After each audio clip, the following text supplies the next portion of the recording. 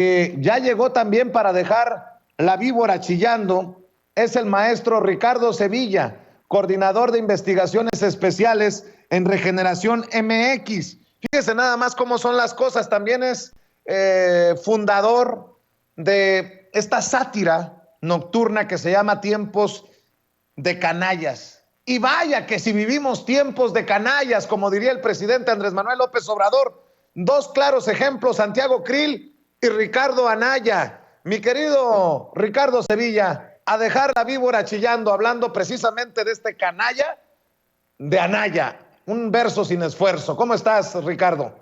Así es, querido Vicente, público memorioso, buenos días. Estoy muy bien, muchas gracias. Pues aquí amaneciendo un poquito ronco, pero con muchísimo ánimo para dejar a la víbora chillando. Y sí, son tiempos de canallas y eso se prueba teniendo ahí a Santiago Krill, a Ricardo Anaya, a los panistas en general, estos mismos personajes que están una y otra vez dando la nota, escándalos financieros, de corrupción, y ahora la Fiscalía General de la República parece que ahora sí está despertando. Y es que una investigación del periodista Miguel Ángel Vadillo, que conoce muy bien las entrañas del monstruo porque fue periodista del Universal, salió a revelar que la FGR y la Unidad de Inteligencia Financiera del SAT están investigando al panista Santiago Krill, precisamente a su hijo Santiago también, y al ex candidato del blanquiazul a la presidencia, Ricardo Anaya, por participar en una red financiera que vincula, no hay que sorprendernos, a políticos y a empresas, particularmente despachos de abogados, con casi 40 factureras. La mayoría de estas empresas tienen su sede en el estado que malgobierna Enrique Alfaro, el Mariano Otero de Opereta, de acuerdo con Enrique Krause. Y bueno, particularmente en el municipio de Zapopan, que como el público memorioso sabe muy bien, es el principal centro de operaciones de quizá el cártel más peligroso, más beligerante, todos lo son, pero este ha dado nota por ser muy sanguinario, muy lesivo, que es el cártel Jalisco Nueva Generación. Y estos personajes panistas podrían haber incurrido, de acuerdo a esta investigación, en defraudación fiscal y lavado de dinero. Cabe destacar, Vicente, que el exsecretario de Gobernación, expresidente del Senado de la República y actual diputado federal, Santiago Krill, el sospechosista que fue, no hay que olvidarlo tampoco, tesorero de la revista Vuelta de Octavio Paz y compañero, por cierto, del entonces subdirector de esa revista, Enrique Krause, es investigado junto con su hijo Santiago Krill Garza Ríos y el ex candidato panista a la presidencia de la República, Ricardo Anaya, por participar en esa nebulosa e intrincada red financiera que vincula, como siempre, a estos personajes. Son en particular 36 empresas que vinculan a despachos de abogados, a factureras, de operaciones sospechosas, de defraudar al fisco y de participar en lavado de dinero producto del narcotráfico, ese que de dientes para afuera Felipe Calderón dijo combatir y que sumió al país, a México, a nuestro México, en un pantano de sangre. Y bueno, de acuerdo con expedientes que da a conocer Contralínea, que son expedientes por lo demás abiertos en la Secretaría de Hacienda y Crédito Público y en la FGR, se han identificado estas empresas que, como digo, están la mayoría en este municipio de Zapopan. Y bueno, se trata de estas empresas que trataron de triangular millones de pesos provenientes de actividades ilícitas para financiar a estos políticos panistas. Y habría que investigar un poquito más.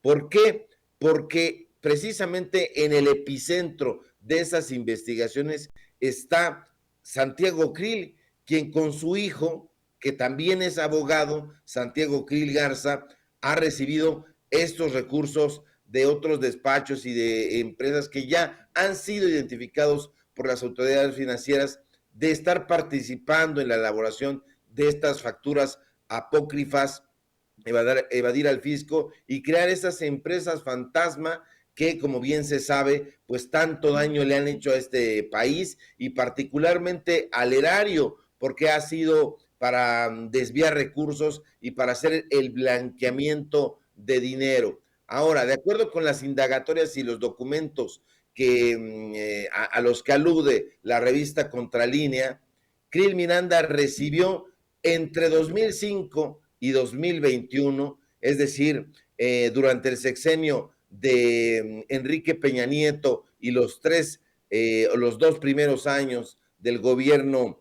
de López Obrador, más de 80 millones de pesos de la nómina de un despacho llamado Suma de Capacidades, que es una sociedad civil. Es muy importante recordar que las sociedades civiles, pues bueno, han sido como grandes lavadoras de dinero porque han tenido en la Secretaría de Hacienda y Crédito Público esta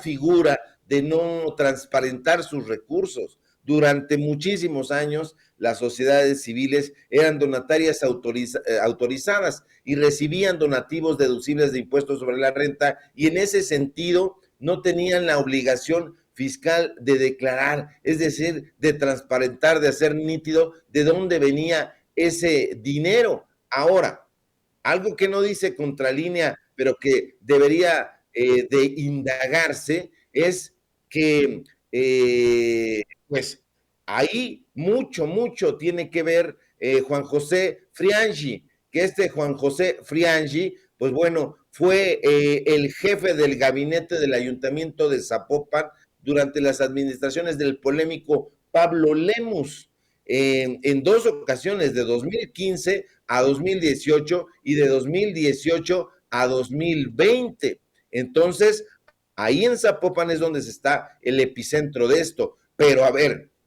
¿por qué tiene mucho que aclarar Juan José Francis Sade? Por una sencilla razón, porque actualmente es el presidente municipal de Zapopan.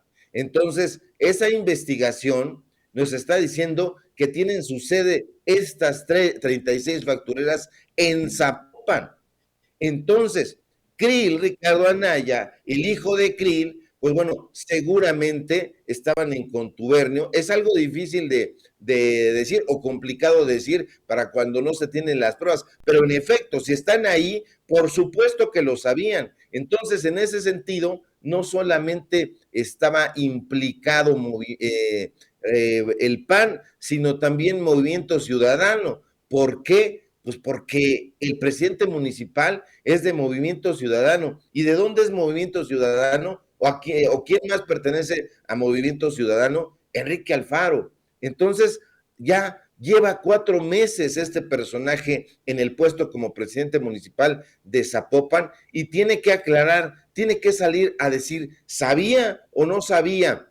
Cuando estuvo trabajando al lado de Pablo Lemus en esos dos periodos, insisto, de 2015 a 2018 y de 2018 a 2020, que es precisamente el periodo donde, de acuerdo con Contralínea, se llevaron a cabo estas operaciones, pues que diga si sabía o no sabía, porque ahora ya todos ignoran las cosas. Ya ves a Felipe Calderón, lo acabas de comentar hace un momento, dice que no sabe que Genaro García Luna era un bribón, un ladrón, un delincuente. No da en la cara, Vicente. La propia revista Contralínea nos revela que buscó a Krill, al hijo, a Naya, para que opinaran sobre la investigación en cuestión y en todos los lugares les dijeron que sí, pero que después, o bien no atendieron sus llamados. Entonces, eso es el sintomático de Acción Nacional, es sintomático de la oposición y bueno, la pregunta es, ¿sí estará despertando la Fiscalía General de la República? Porque tiene que irse en contra de estas empresas con las factureras. Hace ya un par de años nos dijeron que iba a haber una guerra contra estas empresas que han sido muy lesivas. Y bueno, pues estamos hablando de una de las industrias ilegales más codiciadas y más rentables de México para los criminales. Un paraíso fiscal, un auténtico paraíso fiscal para los delincuentes de cuello blanco. Entonces, hay que tener muchísima atención ahí, público memorioso, porque llegado un punto, llegado un momento en 2020, el propio SAT calculó que eran 8,200 empresas y que sus actividades generaban la friolera de aproximadamente 400,000 millones de pesos. Entonces, ahí están. Ya la 4T ha tenido el mérito de poner los reflectores sobre este grave problema que representan pues estos criminales y estas empresas que ganan millones, miles de millones para emitir esas facturas que amparan la compraventa de bienes o servicios que no existen. Y para combatirlo, precisamente propuso esta reforma fiscal penal que fue cuestionada en su momento por otorgar lo que llamaron superpoderes a las autoridades fiscales, al SAT, a la UIF y a la Procuraduría. Entonces, eso no tiene que parar, hay que irse duro y a la cabeza, sobre todo porque vemos quienes nos dedicamos al periodismo de investigación, que estás tú en una investigación que piensas que es independiente de estos personajes y salen otra vez a engordar el caldo, porque son los mismos, Vicente, son los mismos personajes y son, por eso están tan enojados, por eso están tan beligerantes, porque saben que los periodistas de investigación tantito jalamos un hilo y ya salen otra vez estos personajes desgraciados, delincuentes, criminales, porque eso es lo que son y no hay que describirlos ya con eufemismos. Querido Ricardo Sevilla.